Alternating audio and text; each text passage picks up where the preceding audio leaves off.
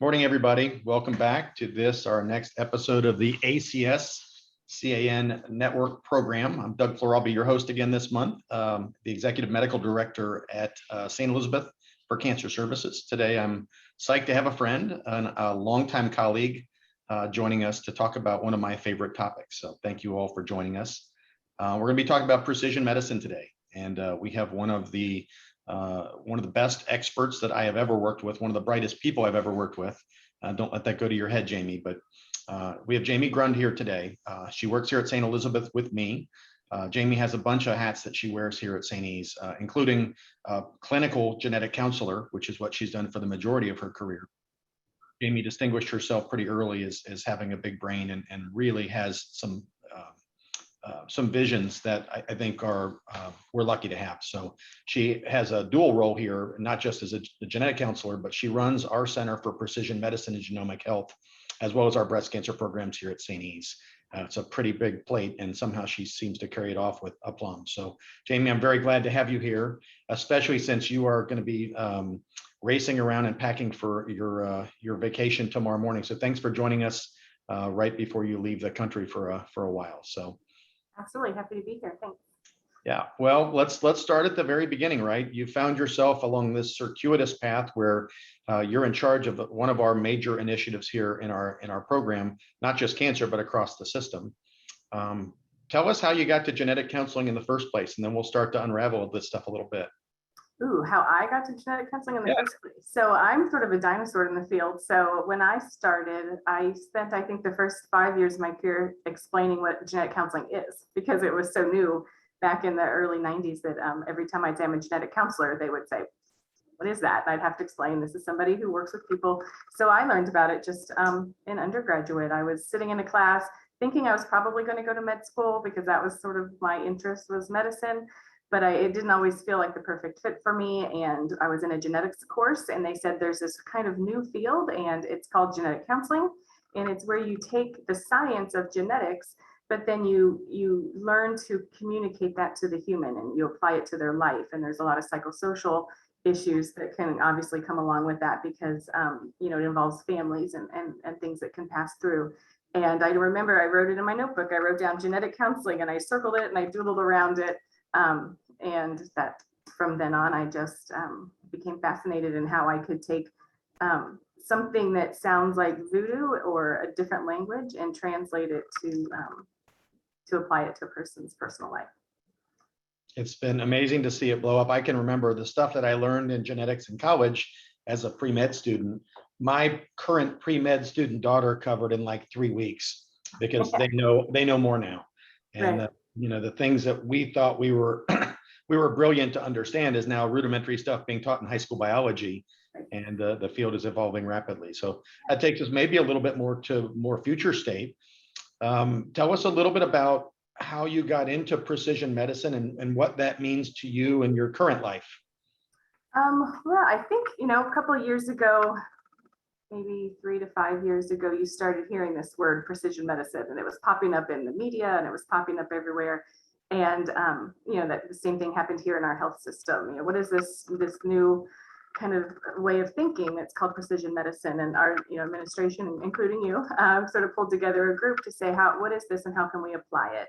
And again, so I went from getting the question of what is genetic counseling, because by now everybody knew what that was, to what is precision medicine, and how can we apply it here in Northern Kentucky, knowing that precision medicine really is kind of just a different way of looking at healthcare. It's taking information about an individual and applying it to their healthcare plan. So it's moving away from your one size fits all medicine to gathering information about an individual and then tailoring their medical care. And there's nothing more individual about you than your DNA. So here at St. Elizabeth, doing that, and across the country, looking at a person's DNA, their individual markers that might guide us to help them know what their healthcare, how it might be different than somebody else's, and really tailoring it to that, those genetic markers and that lifestyle. I remember in the early days, President Obama discussed this in 2015 State of the Union, and there was a big cancer moonshot, and there was a big push towards right drug, right dose, right time. And we were very lucky at the time that our senior leadership believed in this idea and this mission. and then we asked you to build. And it's been really, really fun for me to watch from the sidelines now, watching what you and Dr. Phillips, your co-director, have put together. Maybe before we get into how this affects patient care and how this affects families' disease paths, can you help us with your own definition of how you approach precision medicine? Because I know you guys have done a couple different branches between germline and somatic, and we'll get into some of that. But when you say precision medicine in your elevator speech, how would you describe this to someone who's never heard the term before? Yeah, I mean, I guess it is really just saying, I mean, you're thinking about, precision medicine or personalized medicine. You'll also hear it. It's personalizing your medicine to you. It's really simple. How can we look at your DNA, your genetic markers, and identify a risk that you might have? So I can look at your genes and see if you have a change in one of those genes that may make you more predisposed to a certain type of heart disease.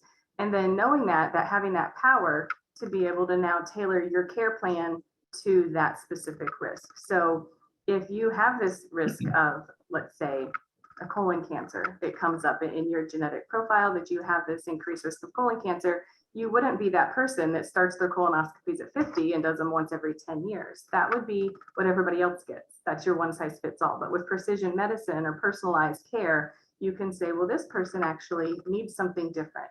They can't just follow that because we know that they specifically there as an individual have a different risk than someone else, and they should be cared for as such. And so their plan would be different. And then the next step in that is not saying just this individual needs to be cared for differently, but their family. And then moving on to saying, well, now we know that this is something that their children could now be screened for, and really just trying to change the trajectory of that person's health, because we're able to identify that risk ahead of time, early in the game, and being proactive about their care through precision medicine instead of reactive in that older model. And so we've applied that in oncology, looking for risks of cancer, but then in other areas as well. You talked about medicine. We do offer looking at a person's genetic markers to see if they may metabolize or have complications with a certain medication, something that they should avoid or may need different dosing than another person. So using precision medicine to guide their medication use, or for cardiovascular disease or cholesterol levels, or even we also do prenatal, so things that you might pass on in a family that people might have interest in looking at other kind of childhood diseases that run through families. So I think for me, precision medicine is kind of an umbrella, and it really is just simply looking at your DNA and then changing your care that's a precise fit or personal fit for you. Well said. Perfect. Well, that's actually, as I was thinking about your other hat that you wear, since you also run the breast cancer service line here, maybe breast is a good place to start about the difference that this has made in the care of women with breast cancer, and actually even men in breast cancer, given what you do for a living. But I'm reflective as an oncologist. This started for us 30 years ago with tamoxifen, right? We did the original trials of tamoxifen in breast cancer. They were negative. It did not look like there's a survival benefit until you went back and you looked for these markers. At that time, it was estrogen receptor. And you found out that women who had estrogen receptor expression on the surface of their cancer cells responded beautifully. And it became the most important drug that we've had in breast cancer. But the original trials were negative because they weren't targeted. They weren't focused. Right. And so what you're really describing is both brilliant, but also super common sense to say, how do we exploit the weaknesses in these cancers to take advantage of those things? And if a cancer has an Achilles heel and you and your staff and your team can identify it, then I can choose smarter targeted therapies instead of these bunker busters that everybody's so frightened of. So maybe let's talk about that as you moved into the early days of breast cancer identification of pathogenic genes. And everybody knows the general idea of BRCA. They all know about the Angelina Jolie effect, but it's also, for me, it's proof of principle that this idea of genetic screening works. So maybe can you walk us through, now go back in 10 years ago, and you start to see the importance of BRCA-ness and how we were screening back then, and then we'll evolve to where we are today. Yeah, I mean, it is funny to say it, but that Angelina Jolie effect, it's true. As somebody who practiced before that and then has practiced after that, awareness of the BRCA genes and what that one person did was just bringing it to the forefront. 10, 15 years ago, we would look at a person and say, well, this person has breast cancer, but they're different than we typically see in a patient. They're younger, or they have a striking family history. There's something going on, and they would give us all these clues in their family tree or their personal history, and then we would be able to order or look at their genes. Back 10, 15 years ago, it was two genes, the BRCA genes, and look to see if that person had it. But we only tested a very small group. There was a lot of barriers to testing. People were scared of it. They thought it was a little voodoo. They were scared to share that information with people. There was lots of concern about privacy when it all first started back, 10 or 15 years ago. But I think the more it became commonplace, again, with the media and explaining the BRCA and how it could really change a person's care, and it kind of made it more, something that people talked about all the time. You heard people talking about the BRCA, and people became aware that there are types of cancers like breast cancers that can run in family, and then how important it could be to know it, to work on that prevention. So, and since then it's just grown and grown, and it become more commonplace. And I think with breast cancer, it's, something that people ask all the time. Oh, is that in your family? Do you have the BRCA gene? It's become commonplace, and something that is an important part of a woman's care when she's diagnosed. Can we just take a quick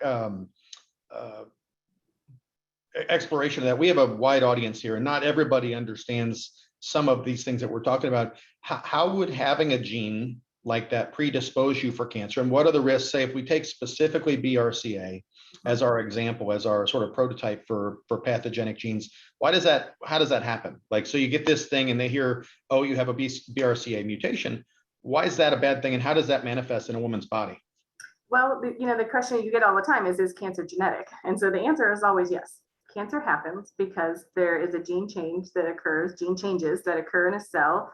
And since the genes are the instructions that are going to tell that cell how to grow and divide properly when a gene change happens, there's just no control anymore. And with those instructions, that DNA is changed, broken, has alterations, and that cell is allowed to go out of control. A person who has a BRCA mutation or some kind of pathogenic mutation, one of those genes, sort of has one knock against their cells when they're born. They're born with a mutation that's already present in the cell. So I always like to say it's sort of like being born with your brakes on your cell division sort of a little loose. They're not quite as tight as the brakes on a cell or that control of that cell should be. And so it's a little bit easier for a cell to transform or to collect more genetic mutations that might transform into a future cancer.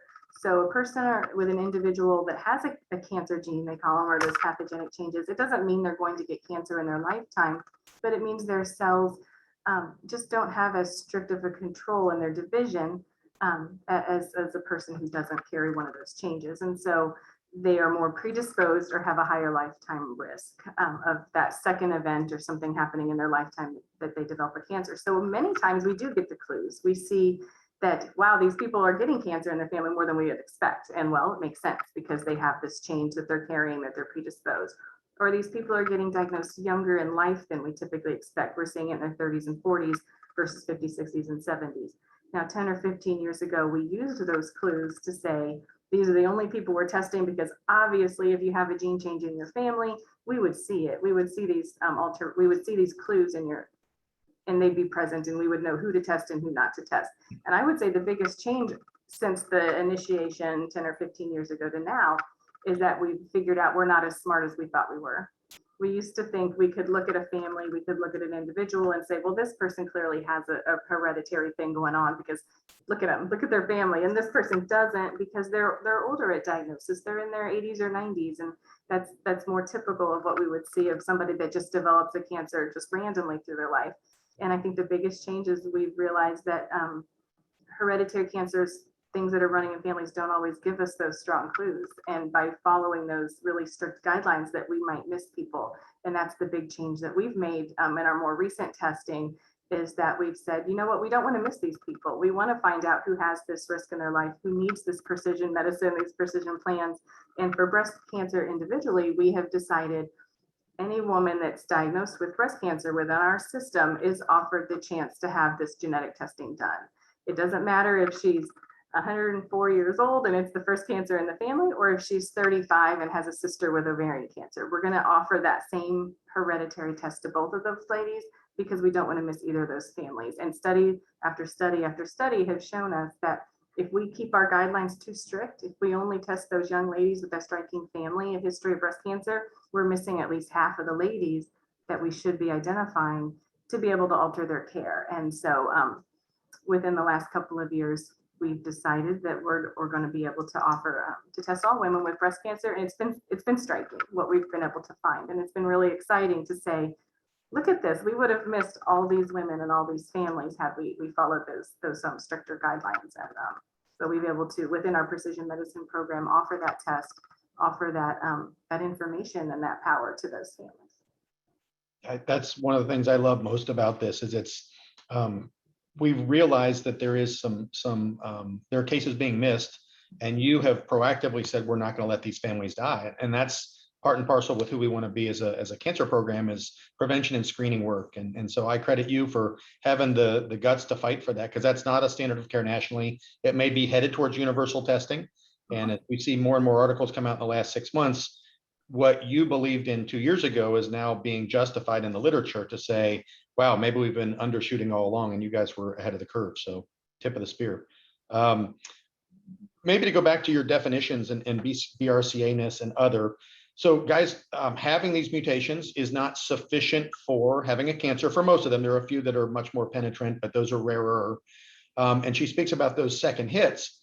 So just as the non-medical teams here are looking at this, it's just like spell check, right? And you're typing out your genetic code every day, and these proteins are assembled.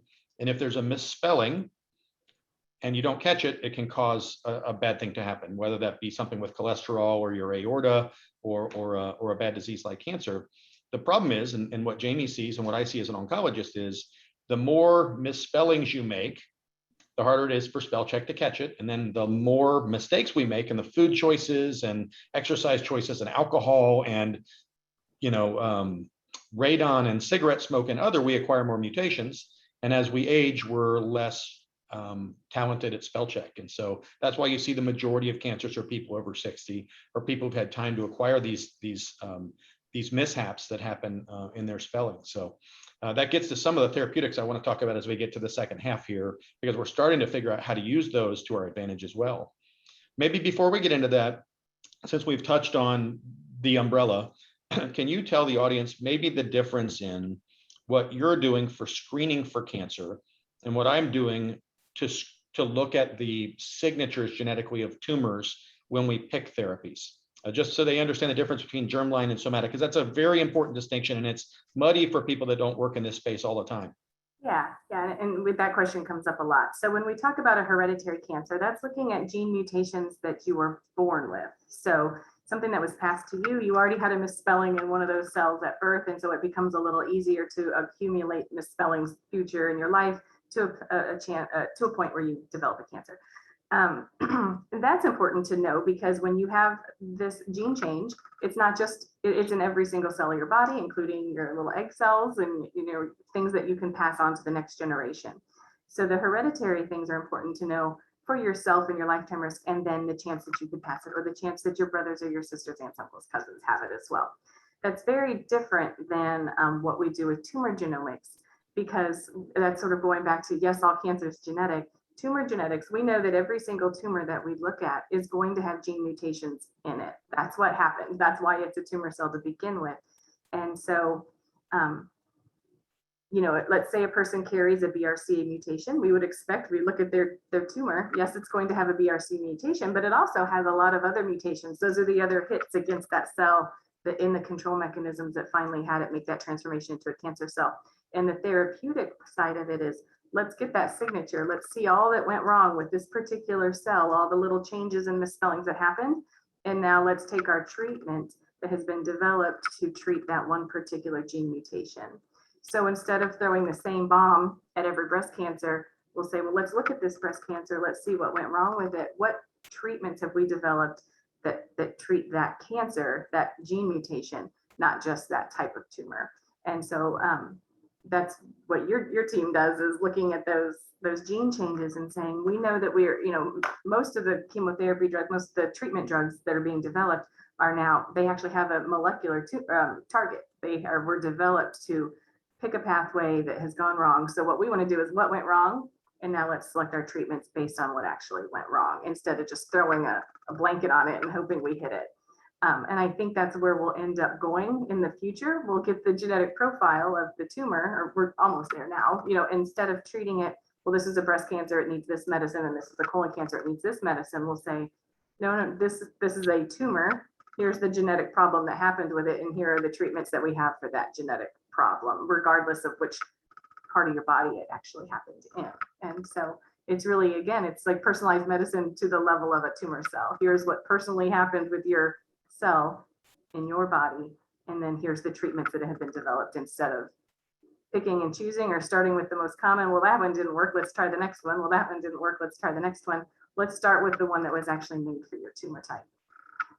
So that's the difference between tumor testing and then something you were born with, which would be germline testing.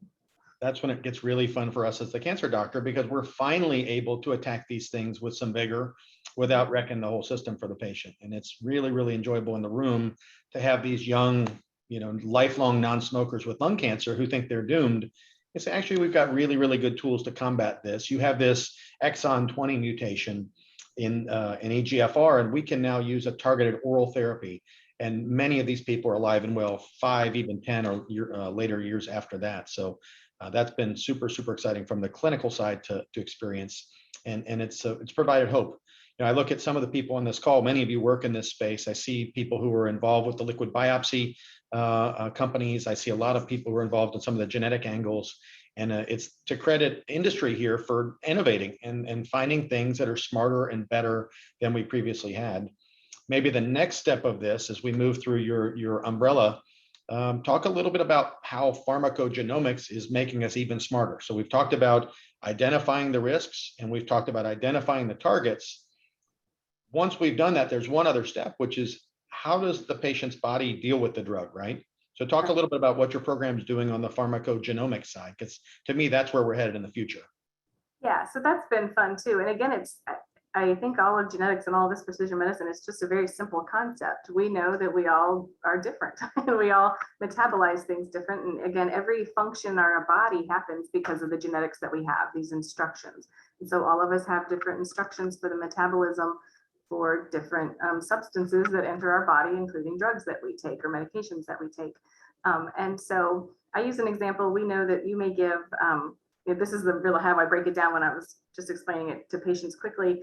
Let's use a medication like codeine or cough medicine. You may have something with codeine. Well, we give it to one person and they take that dose and their cough stops. They feel better, but they can't move. They're on the couch for 3 days. They're out cold because the medication has such an effect on them. And another person could take a cough medicine with codeine in it, and like M&Ms, it doesn't do a thing for their body.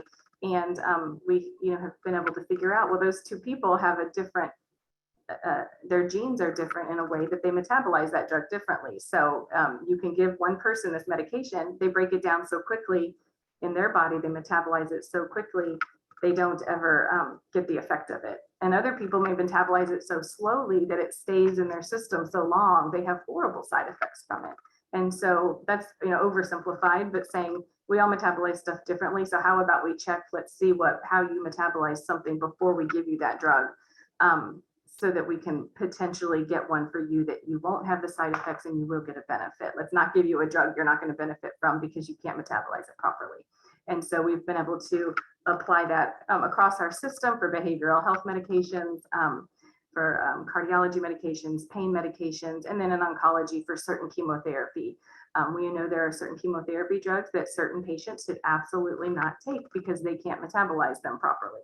And this is another universal initiative we've taken on. Again, hasn't been standard of care, but we've moved into the fact that we don't want to be the group that doesn't know that ahead of time. And so we have offered universal testing prior to starting a patient on these particular chemotherapy medications. Let's identify this person who may benefit from a different drug because this isn't safe for them. And that's another universal testing program we have in place for pharmacogenetics in the oncology space to be able to identify those patients at risk and make sure that their dose is appropriate or that we don't give them the medication they can't metabolize. And the fun thing about that is we've also found incidental findings because we test for a lot of different medications at the same time. Sometimes we're testing a patient prior to chemotherapy and they are fine for the drug we're looking at, but then their pain medicine may need to be altered a little bit differently. So we've been able to find some fun incidental things, not fun, but in this field for me, it's fun, to find something that this patient could benefit from because we did this test for them, and that they may have better pain relief or maybe have better GI relief from other medications because we were trying to figure out what's best for them. I love finally having a guest that's just as nerdy as I am, because Amy and I do think this stuff is I fun. shouldn't say fun. That's not appropriate. It is super fun. Well, what it means is that we're finally able to use our technologies to leverage safety, to leverage better choices. And this information has been available for some time, but it was cost prohibitive for a long time. And now, as these things are getting democratized, it's not prohibitive even for a worried well patient out there to say, I'd like to have genetic testing done for a couple $100. So as you guys have started to lean forward and promote these as a system, I think not only are the patients benefiting, but so are the clinicians, because we're learning as you guys are introducing these things, because it's entering our practice long after we trained. This is new stuff to us too. So maybe we'd love to do this on this program because of our varied audience. Let's talk about some people, right? This is not just about genes. This is not just about mutations and Achilles heels.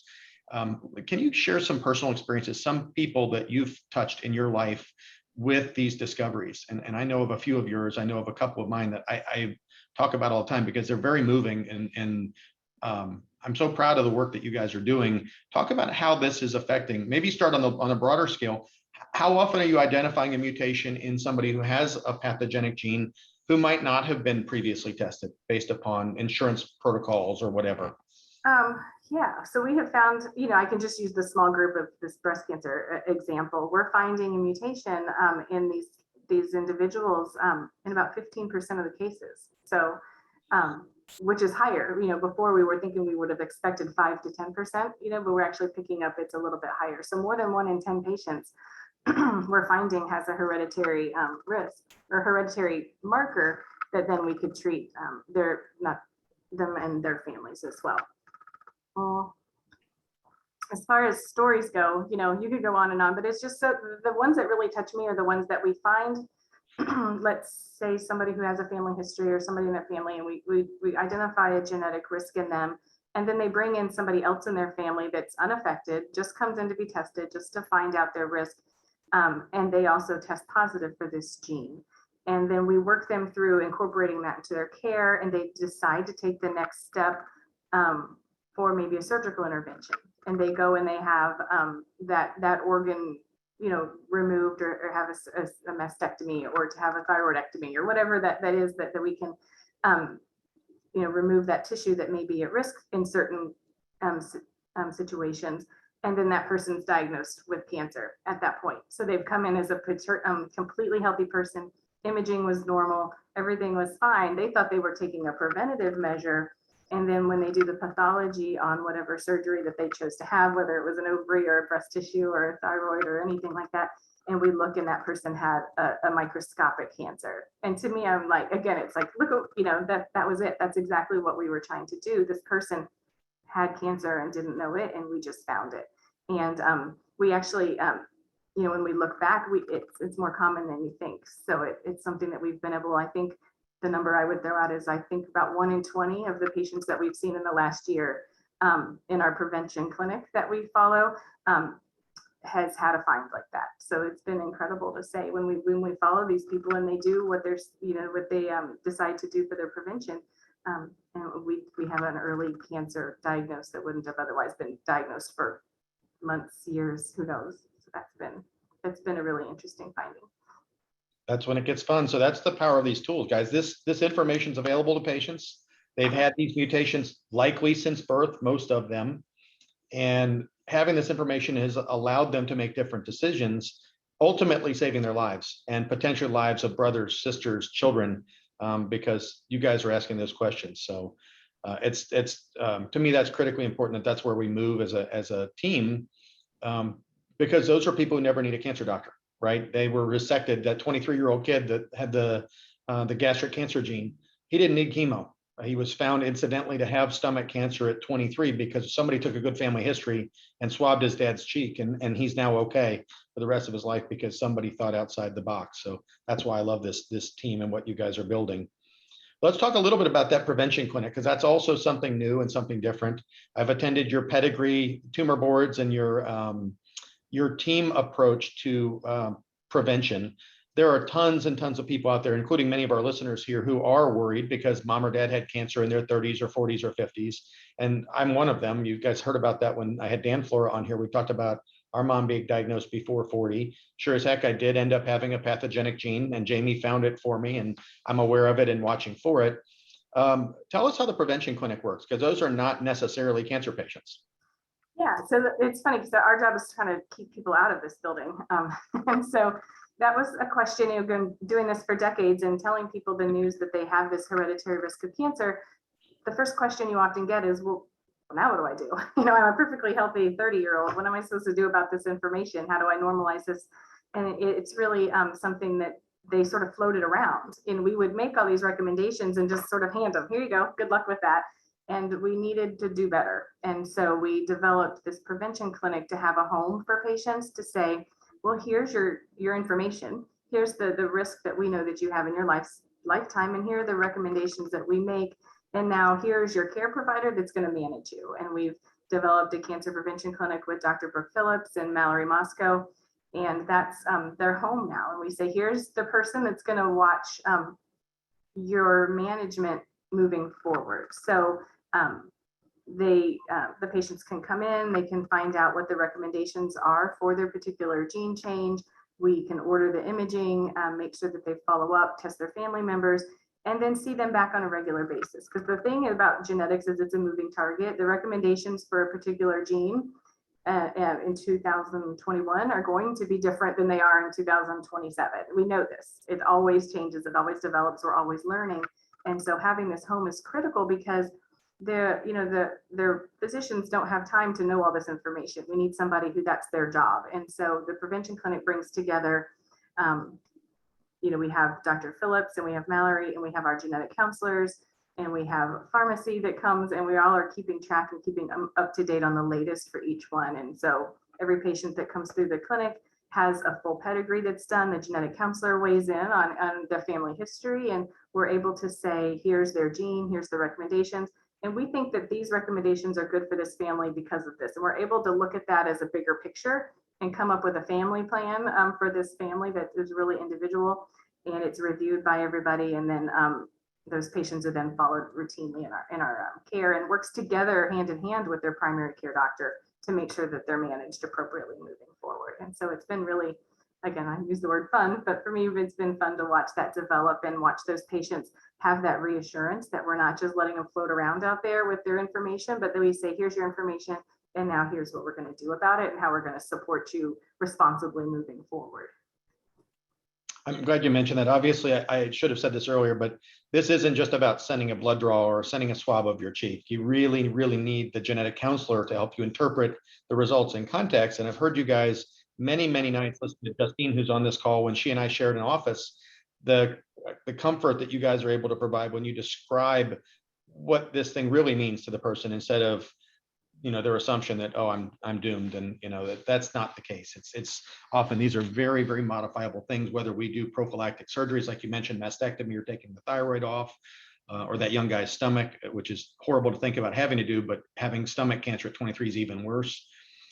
Let's talk, we got about maybe 8-10 minutes left. Let's move into the future of where you would like to see this program going. I'm interested, as you are, in this next generation of testing, and we're now starting to hardwire. We talked about it even in tumor board this morning. Every patient with lung cancer that's above a certain stage is going to get the somatic testing on their surface mutations. So we're going to hardwire it. It's just too important to not know what the somatic signature is of your cancer. You're now doing it across the board for breast, and I know metastatic prostate, you've got pancreas, you've got ovarian. What's the next generation of who you're going to start saving in your mind? What's the next highest priority group that needs attention from a genetics and screening standpoint? Well, cancer type, if you ask me, I would say we would probably pick our GI colon cancers, because we do have the ones that it's pretty well known that, an ovarian cancer is automatic. Pancreatic cancers are rare cancers. We know that that's somebody that's a target for hereditary type testing. But the other cancers, the ones that are more common with colon cancer, is the group that we feel we're missing the most right now, hereditary risk. So I think that if we're thinking that that might be another group that we would want to focus our attention on, because we don't, again, it's a large group of people and we don't want to be missing all those with such a preventable cancer like colon cancer, to be able to identify that risk and get those families screened appropriately. So I'd say if you ask me personally, I'd say colon cancer would be our next target, to be able to make sure that we're not missing people and really make sure we're screening the families and getting more universal type testing for those folks. And there's studies that are coming out that are finding the exact same thing for all cancers across the board. If you have cancer, get this test done. And I think that's probably, if you're asking future state, I think we probably will move to a point, if you were to ask me how I've seen this trajectory over my career and where I think it's going, that they'll say, this person has cancer, let's just do this genetic test. Let's make sure we're not missing a family with risk, because the barriers of cost and all of that have been removed in so many cases that it seems to be where I think it's going. And then of course you move beyond that with our liquid biopsies and doing those things side by side with screening tools that we have, and being able to do a blood test to identify those little clues that are floating around in our bloodstream, that there's something different about the cells of our body. I think that's going to be our future state. Yeah, that's sort of the next frontier. We're starting to see this. We had CMO for Exact Sciences on here 4 or 5 months ago, and we talked a little bit about that, but just seeing the rapid growth in understanding of circulating tumor DNA and DNA methylation, and that we may soon have testable theories to say this blood test will screen for these 7 cancers where scans don't. Things like pancreas cancer, things like ovarian cancer, where we lack a good validated screening instrument. And we're going to be doing clinical trials through your department that are undergoing feasibility studies right now. So that's very exciting to me. Let's take our last few minutes to talk about the future, and that is February 25th. You're going to be speaking at the Markey Cancer Center Precision Medicine annual symposium to elaborate on some of these programmatic things. What is your topic, and what can we expect to hear during that speech? Yeah, I think the topic is, again, introducing that umbrella. And when we were trying to pick a topic, we would say, well, we have a little bit of information to share on this and a little bit on that. And that's so exciting. We didn't want to miss anything. So we kind of made it, here's what's going on in precision medicine. And we talked about what have we found in our breast cancer program? What have we found in our universal pharmacogenetics program? What have we found in our prevention clinic program? So we're really going to dive into each of those areas and show what we found by introducing these sort of forward-thinking testing strategies and how they've impacted patients, and be able to give case examples and to say, here's the thing that changed this family's healthcare trajectory and how it really applied to the family. And here's how our genetic counselors really helped bring it into to their health care plan, integrate it into their family and educate those patients and sort of make it more personal for precision. So I would encourage you guys, if you haven't heard, look at the Markey Cancer site. We have a really nice keynote as well from the editor of the journal CRISPR. He's actually the author of the book sitting behind me, Editing Humanity, and he's gonna be coming in and giving a really interesting keynote on CRISPR-Cas9 and how we're going to be using gene editing software to fix the misspellings that Jamie and I talked about before. Maybe as we close, I'll talk to the audience here. The stuff that Jamie and I are talking about, many of you guys are people that are active in Frankfurt. You're active in government. You're active in advocacy and driving policy decisions and payer decisions. A lot of the things that Jamie and her team are doing are not covered by insurance.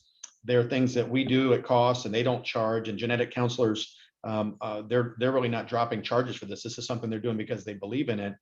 As you guys are advocating at the health policy level, this is the difference that ACS CAN has made. Christy and her team, Miranda, and what Kisco are doing through the Kentucky Society of Clinical Oncology. A lot of these groups are now coming together and forming really well-educated groups of user groups who understand these technologies, and they're saying to the state legislature, payers have to cover this. You have to screen. And this is the power of these tools. And so those of you guys that fight at the governmental or lobbying level, thank you for your efforts. This is trying to connect you with the outcomes. And so when we save that 23-year-old kid or that 32-year-old mom who has a precancer in her breast because she was identified to have a PALB2 mutation, your advocacy got that test done, because not every center is doing this. And not every place can afford to do this, and not every place has a Jamie that does this. So Thank you guys for your tireless efforts. For those of you that are on the industry side, thank you for attending and helping inform these discussions. As these tools get smarter and smarter and smarter, Jamie and I, like we said, it's fun to have them. And as we now see the advent of liquid biopsies and probably universal genetic testing, if not now in the next 5, 10, 12 years, it wouldn't surprise me at all if this is universally adapted, because the studies that are being published this year are they're fairly incontrovertible in terms of their utility. So I want to thank Jamie. We're about out of time here. Thank you for giving up your last day before vacation. She leaves for Mykonos early in the morning tomorrow, and we'll be in a much better place about 15 hours later. We're all very jealous, but obviously well earned with all the hard work that you guys are doing. To those of you that join us each month, we're working on our October discussion. We'll be looking at biosimilars and some of the pharmacy angles in terms of how we can improve the targeting of drugs and reduce the cost for all of us involved. And we'll have more to follow on a teaser about that. So for that, I guess today, thanks for joining us, everybody. We'll sign off, and I appreciate your attention. And Jamie, thank you for your time and for saving lives. Thanks for having me.